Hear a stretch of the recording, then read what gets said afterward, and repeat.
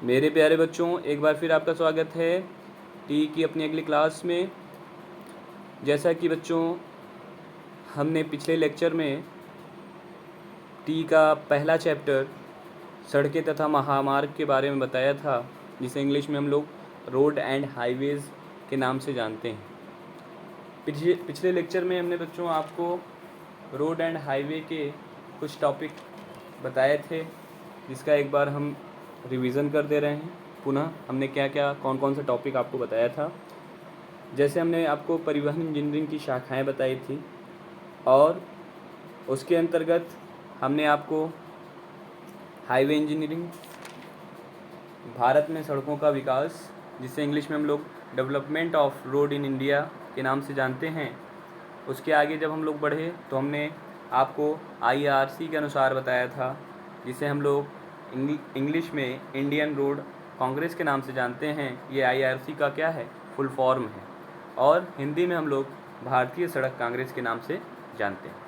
आगे बच्चों हम लोगों ने आपको नागपुर सड़क प्लान के बारे में बताया था, और उसके अंतर्गत कौन कौन सी सड़कों का विकास हुआ और सड़कों को कितनी श्रेणियों में बांटा गया, इसके बारे में हमने बताया था। जैसे NH, SH, MDR, ODR और VR। आज का जो लेक्चर है, इसमें हम जो आपकी स्टेट हाईवे है, नेशनल हाईवे है, other district road, major district road और विलेज रोड, इनके बारे में बताएंगे। आगे फिर हम आपको कंपोनेंट्स ऑफ सड़क के बारे में बताएंगे। और आज का जो लेक्चर है वह चैप्टर फर्स्ट का जो कुछ टॉपिक बचे थे उनके बारे में होगा। और आज हम अपने चैप्टर को इस लेक्चर में कंप्लीट करेंगे। जैसे पहला आपका टॉपिक है इसमें राष्ट्रीय महामार्ग, जैसे इसे इंग्लिश में हम लोग जानते हैं नेशनल हाईवे के नाम से जानते हैं। चलिए देखते हैं। इसे हम लोग NH से प्रदर्शित करते हैं, मतलब शॉर्ट फॉर्म में हम किससे जानते हैं, NH। आपने देखा होगा जब आप सड़क पर ड्राइव कर रहे हो या सड़क के माध्यम से आप कहीं जा रहे होंगे, तो आपको बोर्ड पर, साइन बोर्ड पे NH24, NH21 और कई सारी सड़कें के बारे में उसमें ज़िक्र रहता है। ठीक है, जैसे आप NH44 के बारे में जानते होंगे, NH19 के बारे में, NH52, इस टाइप की कई सड़कें होती हैं, और सबका सड़क का जो नाम होता है वो NH के बाद उसे डिजिट में बताया जाता है। इससे हम जैसे एग्ज़ाम्पल के तौर पे NH44 अगर कोई कहता है तो आप तुरंत समझिए कि वह दिल्ली से अमृतसर की रोड है, जिसकी लंबाई 490 किलोमीटर है। आगे हम बताएंगे आपको इसके बारे में। तो इसे NH से प्रदर्शित करते हैं, और इसका जो मेंटेनेंस कौन देखता है, CPWD देखता है। ठीक है, CPWD बच्चों सेंट्रल पब्लिक वर्क डिपार्टमेंट होता है। जैसे राज्य में आपका पब्लिक वर्क डिपार्टमेंट होता है, इसे हम लोग हिंदी में लोक निर्माण विभाग के नाम से जानते हैं।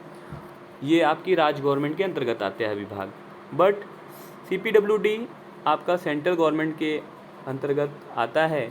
इसे हिंदी में हम लोग केंद्रीय लोक निर्माण विभाग के नाम से जानते हैं। तो आपका जो नेशनल हाईवे होता है उसका मेंटेनेंस कौन देखता है, उसका मेंटेनेंस आपका देखता है CPWD। यह सड़कें विभिन्न राज्यों की राजधानी, देखिए इस सड़क का क्या रोल प्ले करता है इसमें, ये रोल या इसका है यह प्ले करता है कि यह सड़कें जो विभिन्न राज्यों की राजधानियां हैं, औद्योगिक सड़कें हैं, बंदरगाह है तथा सैनिक दृष्टि से महत्वपूर्ण नगरों को जोड़ने वाली सड़क आपकी क्या कहलाती है, नेशनल हाईवे कहलाती है। इन सड़कों में किलोमीटर वाले पत्थर लगे होते हैं, और हमने आपको पिछले लेक्चर में बताया था कि हम आपको अगले लेक्चर में बताएंगे कि किलोमीटर के पत्थर को देख के आप कैसे जानेंगे कि कौन सी रोड पे हम चल रहे हैं। तो आप देख रहे होंगे हमने यहाँ पे बनाया हुआ है, जैसे ये आपका सिंबल हमने इंडिकेट किया है। इसका जो ऊपरी सिरा है, ऊपरी सिरा कैसा होगा, अगर आप नेशनल हाईवे पे चल रहे होंगे तो आपका ऊपरी सिरा जो होगा वो कैसा होगा, आपका ऊपरी सिरा पीला कलर का होगा। जैसे हमने यहाँ लिखा है कि इसका ऊपरी सिरा क्या है, ये येलो में होगा, मतलब पीला कलर का होगा, और नीचे वाला सफ़ेद, यहाँ पे इंडिकेट किया गया है सफ़ेद से। ठीक है, तो आपको कभी भी रोड पर कहीं आप चल रहे हैं और आपको किलोमीटर के पत्थर पर रंगा हुआ ऊपर का सिरा अगर पीला रंग का है, तो आप तुरंत समझ जाइए कि हम लोग किस रोड पे चल रहे हैं, नेशनल हाईवे पे चल रहे हैं। जैसे आपका NH-44 है, ये दिल्ली से अमृतसर की जो रोड होती है, दिल्ली से अमृतसर जो जाती है, इसे हम लोग NH-44 के नाम से जानते हैं, जो 490 किलोमीटर तक बनाई गई है। दूसरा है NH-19। NH-19 में क्या है, दिल्ली से कलकत्ता के लिए है, ये 1453 किलोमीटर की रोड होती है। तीसरा है आपका NH-52। NH-52 आगरा से मुंबई के लिए बनाई गई है, जिसकी लंबाई टोटल है 1132 किलोमीटर। और चौथा आपके बच्चों जो है NH-30 है, जो दिल्ली से लखनऊ के लिए बनाई गई है, जिसकी लंबाई कितनी है, 496 किलोमीटर। आगे हम लोग बच्चों बढ़ेंगे सेकंड टॉपिक पर अपने, राज्य महामार्ग। राज्य महामार्ग को इंग्लिश में हम लोग स्टेट हाईवे के नाम से जानते हैं। इसे HS से प्रदर्शित करते हैं। ये सड़कें राज्य के ज़िला मुख्यालयों की राजधानी तथा मुख्य नगरों को जोड़ने वाली होती हैं। इसे स्टेट हाईवे कहते हैं। इसमें जो किलोमीटर का पत्थर होता है, उसका ऊपरी सिरा कैसा होता है, हरा रंग उस पर रंगा होता है। जैसे हमने यहाँ पे आपको दर्शाया है बच्चों, देखिए यहाँ पे हमने फिगर बना के डिफ़ाइन किया हुआ है कि देखिए ये क्या है, ये हरा रंग ऊपर रंगा हुआ है और नीचे क्या है, सफ़ेद रंग। तो ये हमारा जो किलोमीटर का पत्थर जो दर्शाएगा, ये आपका दर्शाएगा कि हम किस रोड पे चल रहे हैं। अगर आपकी जिस रोड पर आपके किलोमीटर का जो पत्थर है, अगर ऊपरी सिरा उसमें हरे रंग से रंगा हुआ है, तो आप बच्चों समझिए कि ये हम लोग स्टेट हाईवे पर चल रहे हैं। कौन सी सड़क है ये, हमारी स्टेट हाईवे। आगे चलेंगे, तीसरा पॉइंट देखेंगे, अन्य ज़िला सड़कें। अन्य ज़िला सड़कें क्या है, इसे इंग्लिश में हम लोग जानेंगे अदर डिस्ट्रिक्ट रोड के नाम से जानते हैं, और शॉर्ट फॉर्म में हम इसे ODR के नाम से जानते हैं। ये सड़कें ज़िले के छोटे सड़कों तथा नगरों को आपस में जोड़ते हैं। इसे अन्य ज़िला सड़कें कहते हैं। यह सिंगल लेन की होती है, एक लेन, जिस पर सिंगल लेन मतलब जिस पर आपकी गाड़ियाँ दौड़ती हैं, वही लेन कहलाता है। ठीक है, इसका अनुरक्षण जिला परिषद द्वारा किया जाता है। इसे शॉर्ट में हम बताया आपको कि ODR कहते हैं। आगे चलेंगे हम लोग, चौथा टॉपिक देखेंगे, मुख्य ज़िला सड़कें। मेजर डिस्ट्रिक्ट रोड इसके नाम से जाना जाता है। ये सड़कें तहसील के मुख्यालयों, मुख्य नगर, औद्योगिक क्षेत्रों को तथा ज़िला मुख्यालयों को आपस में क्या करती है, जोड़ती हैं। ये सड़क भी सिंगल लेन या डबल लेन की भी हो सकती हैं। इसे MDR से प्रदर्शित करते हैं। अच्छा बच्चों, जैसे हमने ऊपर किलोमीटर का जो पत्थर है, ODR और MDR के लिए सेम होता है। नीला या काला रंग का आपका ऊपरी सतह, जो ऊपरी पत्थर का ऊपरी सिरा जो होता है, उसे नीला या काला रंग का रंग देते हैं, और नीचे क्या होता है, सफ़ेद रंग का होता है। आगे चलेंगे, पाँचवा टॉपिक देखेंगे हम लोग। अगला टॉपिक है हमारा ग्रामीण सड़कें। इसे इंग्लिश में हम लोग विलेज रोड के नाम से जानते हैं। ये ज़िला तहसील में स्थित एक गांव को दूसरे गांव से क्या करती है, ये सड़कें जोड़ती हैं। और ये सड़कें गांव को रेलवे स्टेशन और बस अड्डों से क्या करती हैं, जोड़ती हैं। इसमें किलोमीटर का जो पत्थर होता है, उस पर ऊपरी सिरा में जो रंगा जाता है, उसे नारंगी रंग से रंगा जाता है, और नीचे का सफ़ेद, सब में सफ़ेद। नीचे से जितने भी किलोमीटर के पत्थर होते हैं, नीचे का जो सिरा होता है, जो ग्राउंड लेवल पे होता है, लगा होता है, वो आपका क्या है, सफ़ेद रंग का होता है, और ऊपरी सिरा उसका नारंगी या पीला या हरा या नीला या काला होगा। ठीक है, तो ये तो था आपका। जब भी पूछेगा एग्ज़ाम में, IRC के अनुसार सड़क का कितने भागों में वर्गीकृत किया गया है, तो आप IRC के अनुसार सड़क को 5 भागों में बांटेंगे। और ये नेशनल हाईवे, स्टेट हाईवे जो हमने आपको बताया है, अदर डिस्ट्रिक्ट रोड और मेजर डिस्ट्रिक्ट रोड और विलेज रोड, ये आप तुरंत उसमें लिख देंगे। अगर नागपुर प्लान के हिसाब से भी पूछता है, तब भी आप नागपुर प्लान में भी इसी को आप जिक्र करेंगे। नागपुर प्लान को हमने बताया था जैसे पिछले लेक्चर में कि नागपुर प्लान क्यों कहा गया, क्योंकि वहाँ पे आयोजन हुआ था नागपुर में, इसलिए उसको नागपुर रोड प्लान के नाम से जानते हैं। ठीक है, आगे चलेंगे बच्चों। हमारा अगला टॉपिक है सड़कों का सामान्य वर्गीकरण। सड़कों का सामान्य वर्गीकरण में हम देखेंगे, इसमें बताया गया है कि सड़क का कितने प्रकार से क्या किया गया है, आपको वर्गीकृत किया गया है। ठीक है, इसे इंग्लिश में हम जानते हैं जनरल क्लासिफिकेशन ऑफ रोड्स के नाम से जानते हैं। क्या नाम से जानते हैं, लिखा नहीं गया है यहाँ पर, मगर आप लिख लीजिएगा, जनरल क्लासिफिकेशन ऑफ रोड्स के नाम से जानते हैं। सड़कों का वर्गीकरण देखते हैं। सड़कों का वर्गीकरण क्षेत्र, यातायात, यातायात, भार वहन क्षमता कॉमा ऊपरी सतह इत्यादि के आधार पर वर्गीकृत किया गया है। ठीक है, पहला पॉइंट देखेंगे, पहला हम पॉइंट देखेंगे। पहला क्या दिया है यहाँ पर? पहला दिया है क्षेत्र के अनुसार वर्गीकरण, दूसरा है आपका यातायात के अनुसार वर्गीकरण, और तीसरा है आपका भार के अनुसार वर्गीकरण, और चौथा है आपका सड़क सतह के अनुसार वर्गीकरण। तो पहला हम लोग टॉपिक डालेंगे क्षेत्र के अनुसार वर्गीकरण। देखिए बच्चों, क्षेत्र के अनुसार जो वर्गीकृत किया गया है वह निम्नलिखित प्रकार से किया गया है। पहला है आपका क्षेत्रीय या देहाती सड़कें, ये दा पे एक मात्रा होगी, आप डाल लीजिएगा, देहाती, ये देहाती, ठीक है, देहाती सड़कें। ठीक है, उसके बाद आगे है आपका नगरीय सड़कें, और तीसरा है आपका पहाड़ी सड़कें। नगरी को इंग्लिश में बोलते हैं अर्बन, ठीक है, देहाती को इंग्लिश में बोलते हैं कंट्री रोड, और नगरी को बोलते हैं अर्बन रोड, और आपका पहाड़ी सड़कें जो है उसे हम लोग बोलते हैं हिल रोड। पहला टॉपिक डालेंगे क्षेत्रीय देहाती। क्या डालेंगे? क्षेत्रीय देहाती सड़कें। नगर सीमा से बाहर सभी सड़कें क्षेत्रीय या देहाती सड़कें कहलाती हैं। इसे इंग्लिश में हम लोग किसके नाम से जानते हैं? कंट्री ये नहीं होगा, ये कंट्री नहीं होगा बच्चों, ये मिस हो गई है, मिस्टेक हो गया यहाँ पर, ये कंट्री नहीं होगा, कंट्री ये ऐसे लिखा जाएगा। ठीक, करेक्शन कर लीजिएगा आप लोग।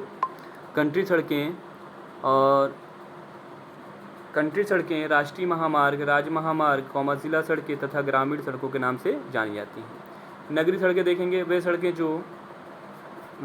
जो नगर की सीमा तथा बस्तियों के अंदर स्थित सभी सड़कें नगरीय सड़कें कहलाती हैं।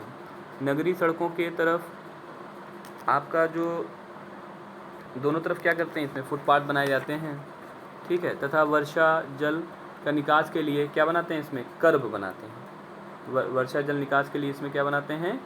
कर्ब बनाते हैं। ठीक है, देखिए ये बनाया गया है आपका, ये आपका रोड बनाया गया है, ये नगरी रोड बनाया गया आपका। ठीक है, देखिए इसमें आपका कैरिज वे दिया है। आगे हम आपको बताएंगे कैरिज वे क्या होता है, उसके बारे में हम चर्चा करेंगे, आप परेशान ना हो, आगे हम इसको आपको बताएंगे कैरिज वे क्या होता है। ये इसमें बताया गया है, देखिए इसमें 8 मीटर आपका 8 मीटर ये है, 2.5 मीटर ये है फुटपाथ, और 2.5 मीटर इधर फुटपाथ बनाया हुआ है। ठीक है, लास्ट की जो लाइन है ये बिल्डिंग लाइन कहलाती है। ठीक, और यही आपका, ये अभी हम आपको बताएंगे कि ये एरिया क्या कहलाता है। आगे आपका जब कंपोनेंट्स ऑफ रोड पढ़ेंगे, यानी कि सड़क का घटक, तो वहाँ आपको इसके बारे में बताएंगे। ठीक है, ये इससे पेमेंट कहते हैं, मगर आप जान जाइए इसे पेमेंट कहते हैं। ठीक है, चलिए आगे चलते हैं। पहाड़ी सड़कें क्या होती है उसके बारे में हम लोग चर्चा करेंगे। पहाड़ी सड़कें वे सड़कें जो पहाड़ को, देखिए जाहिर बात है, जो पहाड़ी सड़कें नाम ही से आपको मतलब आभास हो रहा है, ज्ञात हो रहा है कि पहाड़ पर बनाई गई सड़कें क्या कहलाती हैं? पहाड़ी सड़कें कहलाती हैं। ठीक है, आप अपने मन से भी लिख सकते हो, ज़रूरी नहीं कि जो हम लिखा है वही आप लिखें। ठीक है, अपने मन से भी लिख सकते हो कि वे सड़कें जो पहाड़ को काट कर बनाई जाती है उसे पहाड़ी सड़कें कहते हैं। समानतः इन सड़कों में एक प्रतिधारक दीवार बनाई जाती है ताकि सड़क का भार क्या हो, इस पर सहन कर सके। देखिए आपकी इसमें फिगर में दिखाया गया है, आप देख सकते हैं, आप इसमें फिगर में देख सकते हैं। ठीक है, देखिए ये आपकी पहाड़ है, पहाड़ को काटा गया है। ठीक है, ये एरिया काटा गया है, काट के यहाँ पर आपकी ये सड़क बनाई गई है। ठीक है, रोड दिख रहा है आपको, और ये आपका जो है यही आपका प्रतिधारक दीवार यानी रिटेनिंग वॉल कहलाती है। ठीक है, ये इधर सब क्या है, इधर सब पहाड़ है। ठीक है, यही पहाड़ को काट के बनाया गया है। ठीक, इसमें देखिए नालियाँ भी बनाई गई हैं। ठीक है, इसमें मिट्टी भरा गया है। ये आपका जो हमने बताया था आपको ड्राइंग के उसमें लेक्चर में जब पढ़ाते थे ड्राइंग, बिल्डिंग ड्राइंग, तो उसमें हमने GL के बारे में जिक्र किया था। ये देखिए आपका भूमि तल से सटा हुआ है। ठीक है, तो ये आपका पहाड़ी सड़क कहलाता है। ठीक, इसका फिगर बना लीजिएगा आप लोग। आगे चलेंगे, यातायात के अनुसार देखेंगे। ठीक है, यातानुसार के अनुसार वर्गीकरण आपको निम्नलिखित भागों में किया गया है। आप इसे इंग्लिश में लिख सकते हैं ट्रैफिक क्लासिफिकेशन। ठीक है, ट्रैफिक क्लासिफिकेशन। पहला पॉइंट है आपका अधिक भारी यातायात वाली सड़कें। क्या होता है, जो 600 वाहन प्रतिदिन से अधिक, जिसमें मतलब जिन सड़कों में 600 वाहन से अधिक, मतलब 600 वाहन प्रतिदिन से अधिक अगर रोड पर मतलब वाहन जा रहे हैं तो वह क्या कहलाएगी, अधिक भारी यातायात वाली सड़कें कहलाएगी। ठीक है, भारी यातायात वाली सड़कें क्या है, जिसमें 250 से 600 वाहन प्रतिदिन अगर गुजर रहे हैं उस सड़क से तो भारी यातायात वाली सड़कें कहलाएंगी। तीसरा आपका है मध्यम यातायात वाली सड़कें। इसमें क्या होगा, प्रतिदिन आपका जो वहाँ से वाहन गुजरेंगे वह 70 से 250 तक के वाहन वहाँ से प्रतिदिन गुजरेंगे, तो वो आपकी मध्यम यातायात वाली सड़कें कहलाएंगी। उसके बाद चौथा पॉइंट है आपका हल्के यातायात वाली सड़कें। हल्के यातायात वाली सड़कें, इसमें लिखा नहीं गया है, लिख लीजिए आप लोग, 70 वाहन प्रतिदिन अगर यहाँ से क्रॉस हो रही है किसी रोड से तो वह आपकी हल्के यातायात वाली सड़कें कहलाएगी। ठीक है, आगे चलेंगे हम लोग अगले टॉपिक में, भार के अनुसार वर्गीकरण। तो भार के अनुसार वर्गीकरण, अधिक भारी सड़कें जिसमें 1500 टन वाहन भार से प्रतिदिन अगर किसी सड़क पर 1500 टन वाहन भार अगर उस पर ऊपर से गुजर रहा है तो वह अधिक भारी सड़कें कहलाएंगी। दूसरा, भारी सड़कें जिसमें 1001 से 1500 टन तक का वाहन अगर गुजर रहा है प्रतिदिन तो वह भारी सड़कें कहलाएंगी। ठीक है, तीसरा आपका है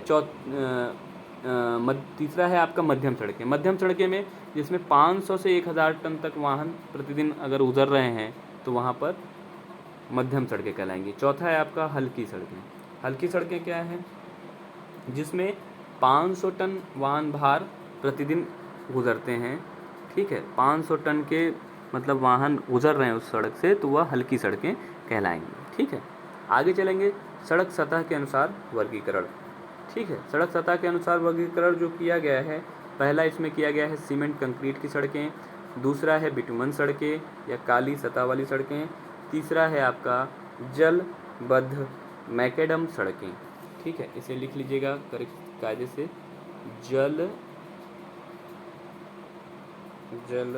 ये बा है, जलबद्ध मैकेडम। ठीक है, मैकेडम सड़कें। ठीक, आगे चलेंगे हम लोग, आगे अपने टॉपिक पे चलेंगे। अगला टॉपिक है हमारा सड़क के घटक।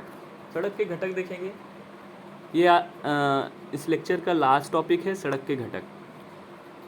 इसके निम्नलिखित घटक इस प्रकार हैं। पहला आप देखिए, पहला क्या है, पहला आपका है सड़क, पहला है आपका सड़क के मध्य पक्का भाग या यानपथ। इसे इंग्लिश में हम लोग किसके नाम से जानते हैं, कैरिज वे के नाम से जानते हैं। दूसरा है आपका पटरा या बर्म या स्कंद, इसे इंग्लिश में हम लोग बर्म या शोल्डर के नाम से जानते हैं। ठीक है, और तीसरा है आपका निर्माण स्तर। ठीक, निर्माण स्तर को हम लोग फॉर्मेशन या सब ग्रेड के नाम से जानते हैं। चौथा है नाली, जिसे ड्रेन के नाम से जानते हैं। पांचवा है बच्चों छायादार पेड़, जिसे हम लोग रो ऑफ ट्रीज के नाम से जानते हैं। छठवां है आपका दूरी तथा सीमा पत्थर, जिसे हम लोग distance stones and boundary pillar के नाम से जानते हैं। आपका सातवां है सड़क भूमि, जिसे हम लोग रोड लैंड के नाम से जानते हैं। ठीक है, हम लोग एक एक टॉपिक को यहाँ पे देखेंगे सड़क के घटक के। पहला हम हेडिंग डालिएगा बच्चों, सड़क के मध्य पक्का भाग या यानपथ। इसे इंग्लिश में हम लोग कैरिज वे के नाम से जानते हैं। ठीक है, इसे देखिए कैरिज वे भी कहा जाता है, पेमेंट भी कहा जाता है। ठीक है, और हिंदी में हम लोग कुट्टिम के नाम से जानते हैं, या सड़क के मध्य भाग या पक्का भाग। ठीक है, या यानपथ भी इससे कहते हैं। तो देखेंगे हम लोग, इसे कुट्टिम या पेमेंट के नाम से भी जाना जाता है। यह सड़कों के मध्य का भाग होता है जिस पर गाड़ियाँ क्या करती हैं, दौड़ती हैं। पेमेंट यातायात के भार के नीचे निर्माण स्तर पर अंतरित करता है, और पेमेंट की चौड़ाई एकल लेन सड़क के लिए 3.8 मीटर से कम नहीं रखी जाती है। देखिए यहाँ पे हमने फिगर द्वारा दर्शाया है, आपको बताया है सड़क के घटक। आप देख रहे होंगे फिगर में बना हुआ है, देखिए ये आपका जो ये भाग है, पेमेंट कितना भाग है ये आपको देखिए यहाँ पर दिया हुआ पेमेंट, ये पेमेंट है, इसी पे गाड़ियाँ दौड़ती हैं, ठीक है।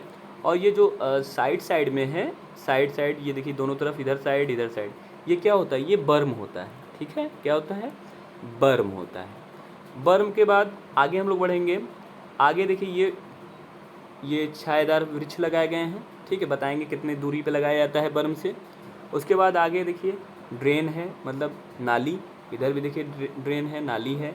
उसके बाद बाउंड्री पिलर, ठीक है, ये आपका इस तरह से है आपका। अभी हम इसको बताएंगे सारे के बारे में, सारे एक एक टॉपिक को बताएंगे। जैसे हम इस समय आपको पेमेंट के बारे में बता रहे हैं, जिसे हम लोग कैरिज वे के नाम से जानते हैं, ठीक है, इसी पे गाड़ियाँ दौड़ती हैं।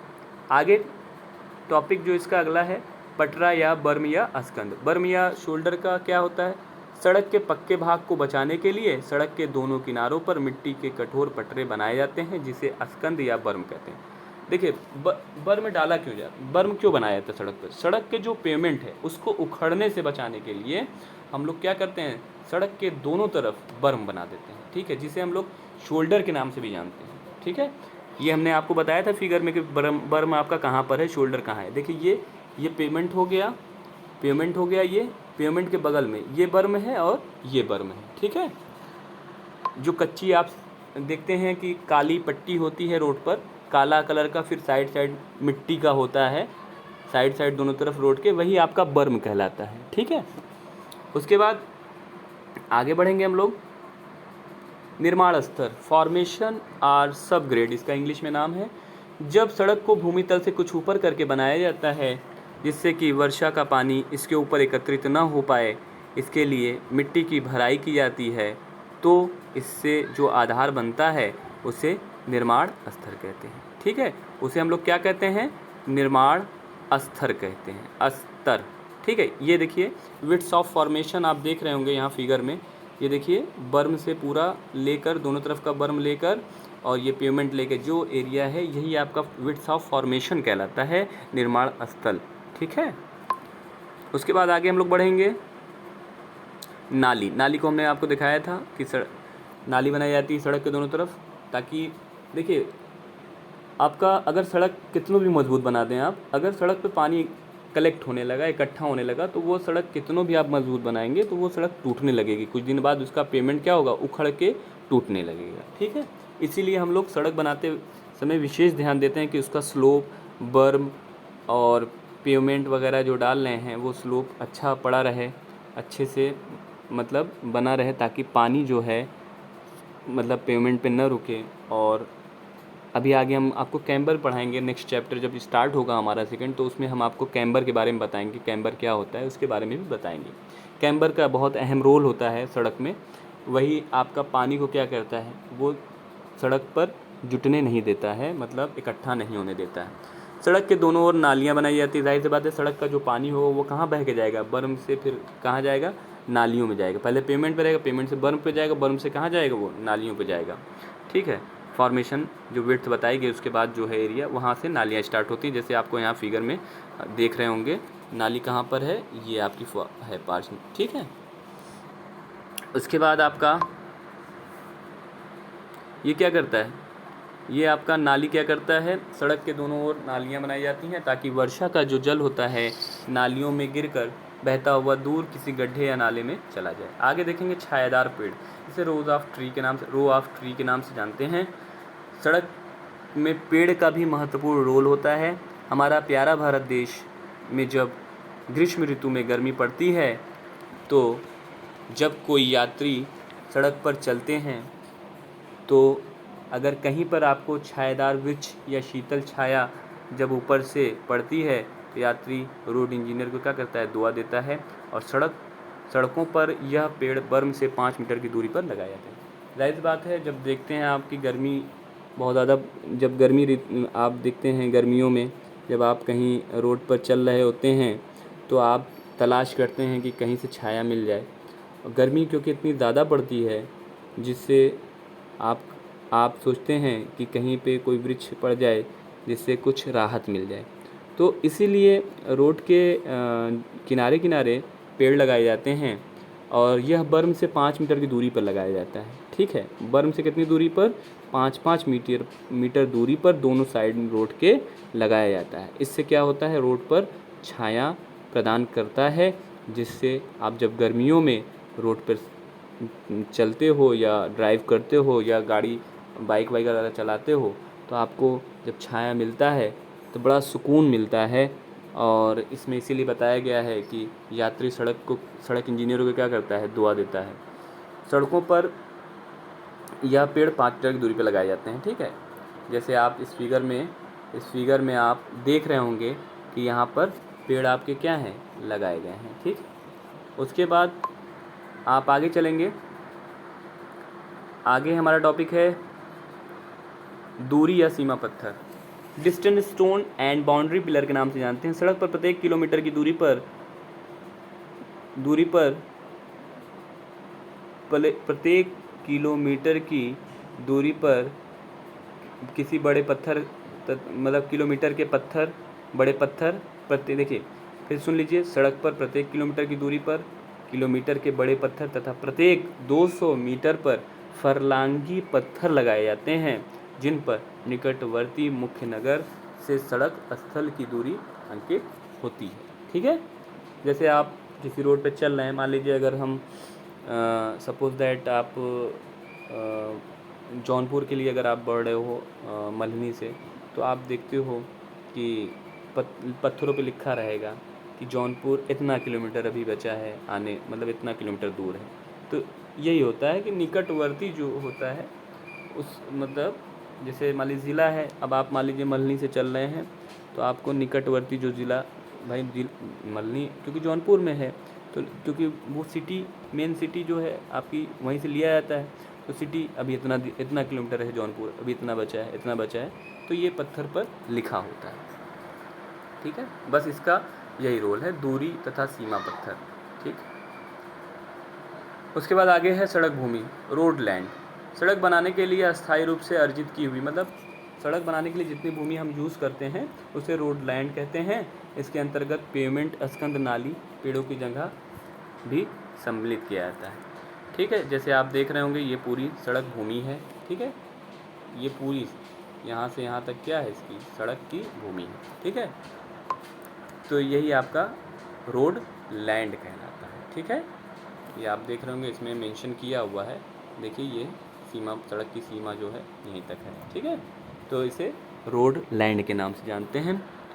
तो बच्चों, आज का लेक्चर हमारा आपको कैसा लगा? आपको अगर कोई इस लेक्चर में कोई भी डाउट्स हो, कोई चीज़ न समझ में आया हो, तो आप हमें कमेंट्स करके बता सकते हैं, हम उन्हें आपको बताएंगे कमेंट्स के माध्यम से। Thank you for watching my YouTube channel. धन्यवाद।